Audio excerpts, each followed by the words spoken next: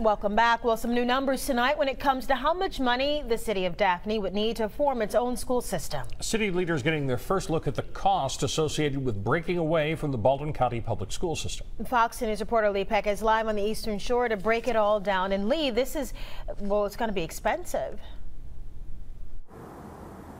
Well, it would be, Bob and Lenise. That's exactly why they moved forward with this feasibility study. A Birmingham-based consulting firm, Criterion Consulting, has been working on this for the past 3 months.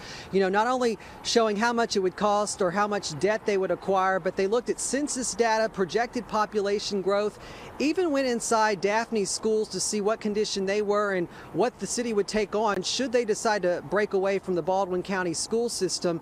And what it all came down to was a 51-page report spelling it all out and giving council members a lot to think about.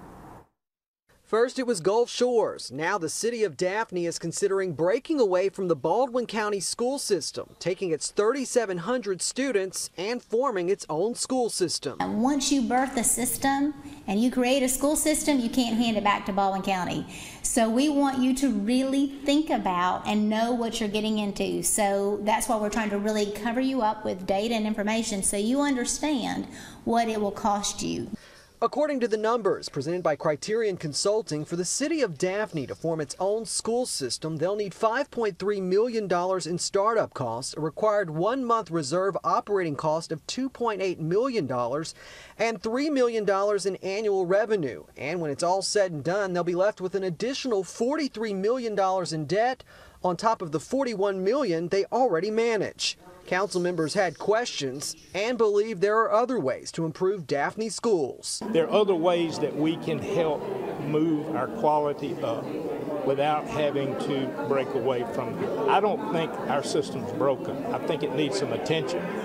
And I think this council wants to have that attention and make sure the citizens get the information. It's a significant financial hurdle to overcome. Not to say that we can't put our resources there, but I don't think we can do that without the will of the people. To make it work, the city of Daphne would have to raise sales tax, property tax, or a combination of both.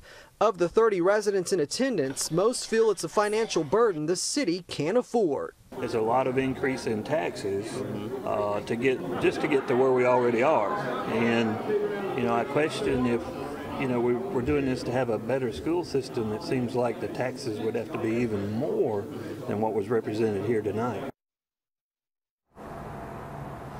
Now, phase 1 of that feasibility study cost $38,000. On Monday, the Daphne City Council will decide if they want to move forward with phase 2, which will cost an additional $30,000. So a lot to digest, a lot to consider. We'll, of course, let you know what they decide. Live on the Eastern Shore, Lee Peck, Fox 10 News.